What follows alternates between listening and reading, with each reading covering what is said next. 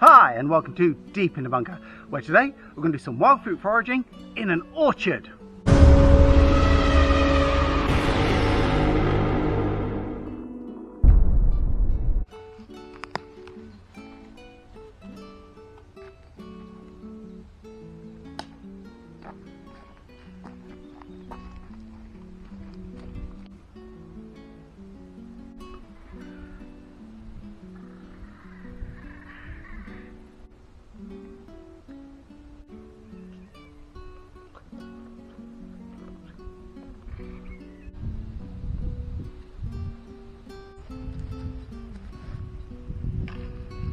Wow, that's just what I've been looking for, some nice crab apples. And with this, I think I'm going to make a hedgerow jelly. That's your crab apples, your brambles, damsons, anything else you can find that's edible, all thrown in there and made a lovely medley of a jelly.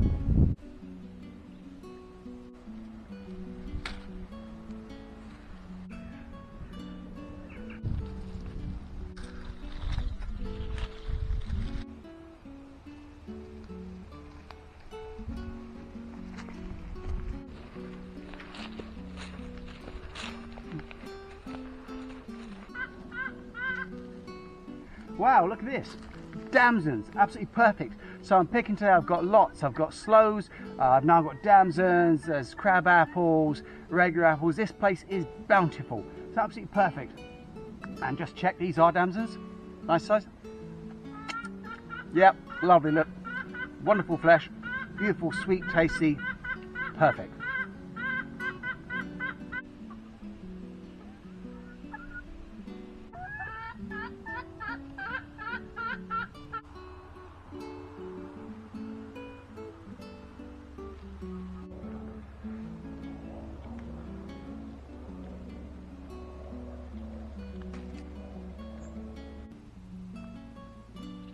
All right, blackberries, absolutely perfect. One of the last ingredients I need. These are super ripe and really tasty. Yeah, perfect. Let's pick this bush. Just need about a pound, maybe half, because we've got a lot of other ingredients to throw in there, and you know, this is really going to come on. Wow, it's been a fantastic day's foraging.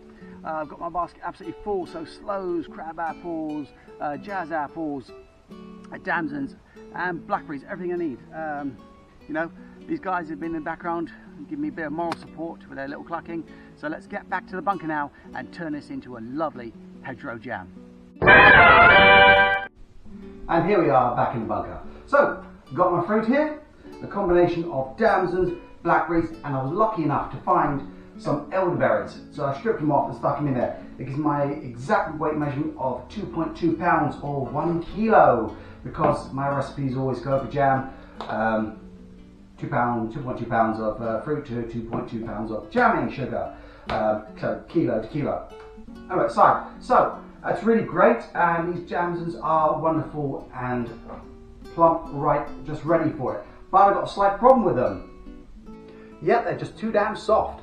So, try cut them open as I want, and soft by right, not rotten, is what I mean. So try cut them open and reveal the seed. It's just mush in my hand. Nothing I can do about that. So what I'll have to do is stick it all in a pot and boil it away until the seeds become free, then sieve them out. But that aside, it wouldn't be a true hedgerow jam if it just contained blackberries, damsons and elderberries. What we'd actually need was some crab apples and some rose hips, all seasonal stuff. Now, here comes the cheat. So a few weeks ago, I made some lovely crab apple and rose hip jam. Here you can see lovely, clear, beautiful jelly it is. So, what I thought was, instead of having to make it all over again, because I've got a few jars of that, I'm going to melt all the fruit down the pot, pick out the seeds we said, add the jamming sugar, get it up to jam consistency, and once it's there, add my rose hip and crab apple jam to it. But never fear, those who want to see the entire process of making the jelly, jam, whatever you want to call it, the description will be in a link at the end of the video.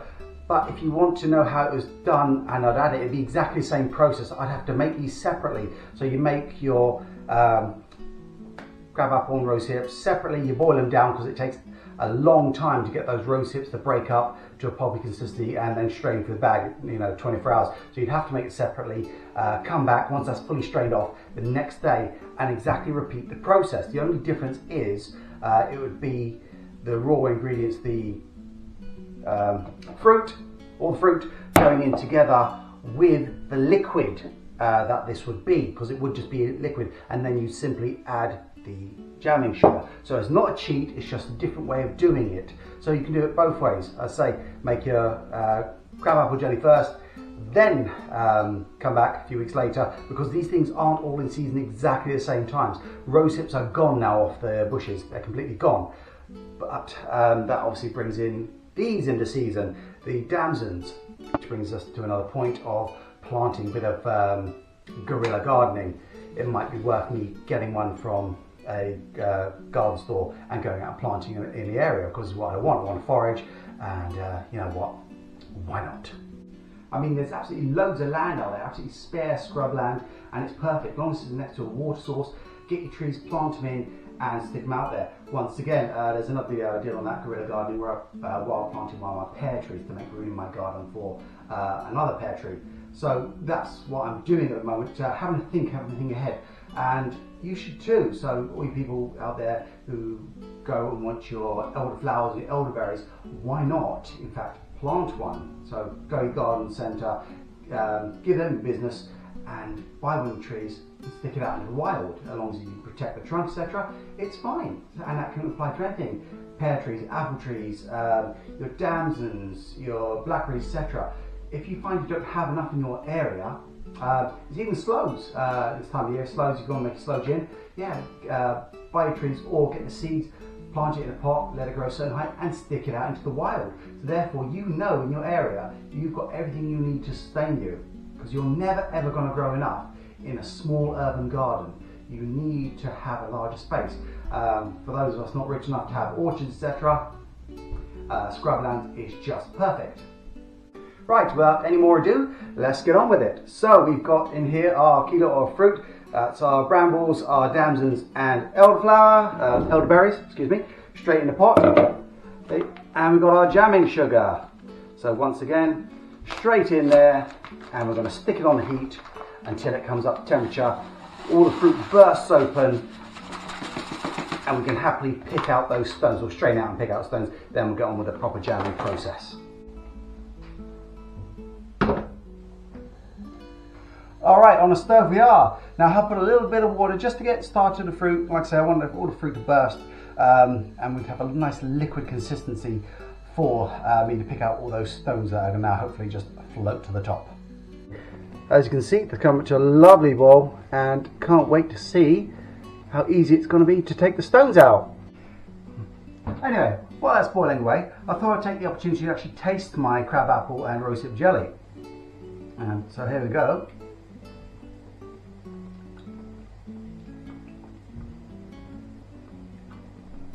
That's pretty gorgeous. Weird. It's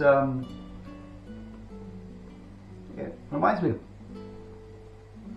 toffee apple, candy apple, whatever you want to call it. It tastes like a candy apple. Those things you get at the fair. It's sweet, and you've got the apple taste in it. You can barely taste the rose hips, but I mean they're slightly there. But yeah, now it's had a few weeks to mature. That's what it is. That's on the back of my teeth and everything. Wow, this is pretty fantastic. You know what?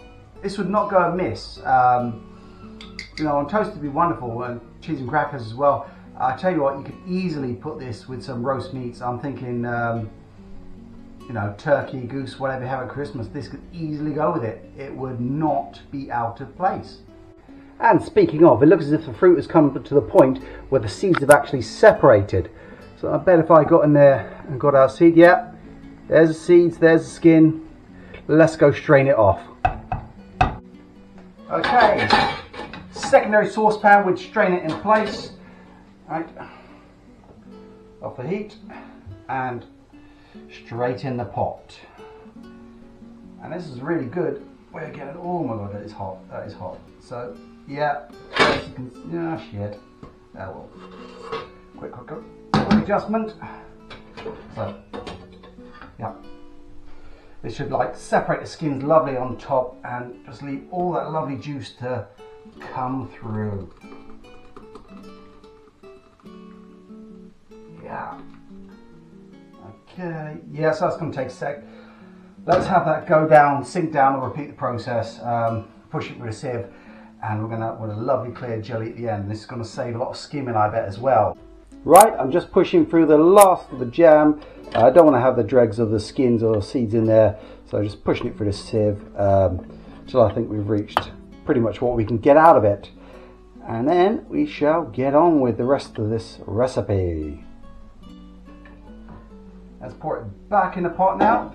Look at that, lovely liquid, no rubbish in it whatsoever. Only remaining liquid on this, so I'm just going to simply heat up because the jam sticks, and then pour it in and get it clean. Use every last bit of it. So adding to that, obviously we're going to get to our crab apple jelly. Stick that in as well. Cool. All the pot, I think, will be just fine, because I'll probably use this pot to get all the new jelly in, jam, sorry, and we'll go with that. I think that's up to temperature. What of course I'm going to do is test it on a chilled plate that I've used in the freezer and give it the separation test, and if it puckers, we're good.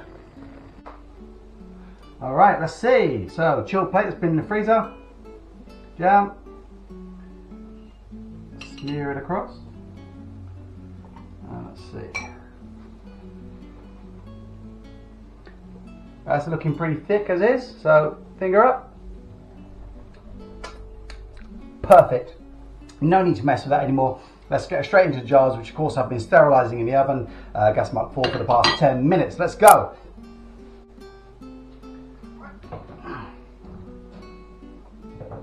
Get these jars out.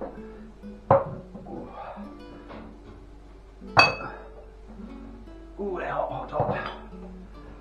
Okay. 5, I hope I got enough. If not, well, c'est la vie. There's no spare jars. Right, here we go. Lovely as a box. Oh yeah.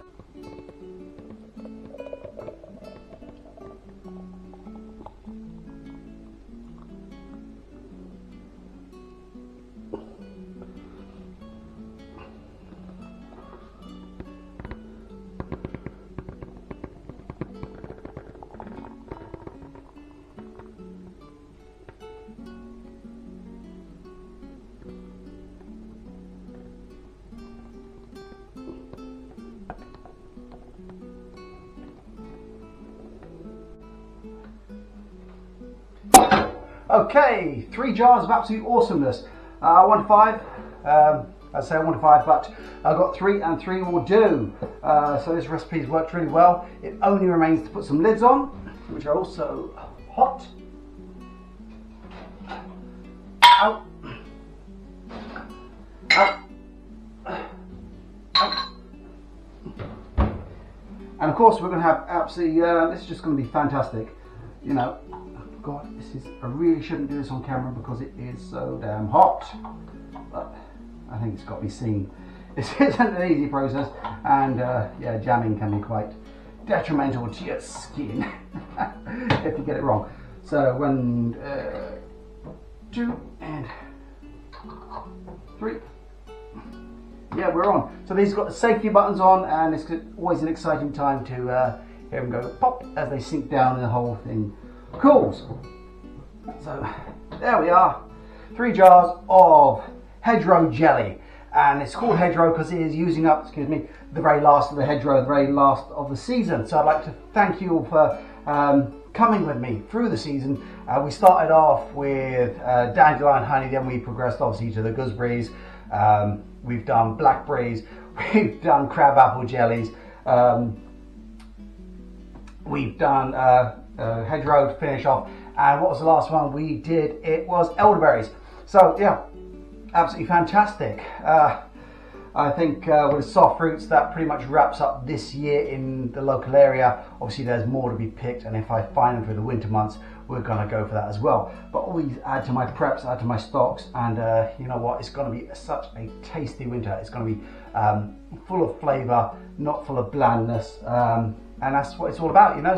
So until next time, this has been Deep in the Bunker. Stay safe, stay sane, take care.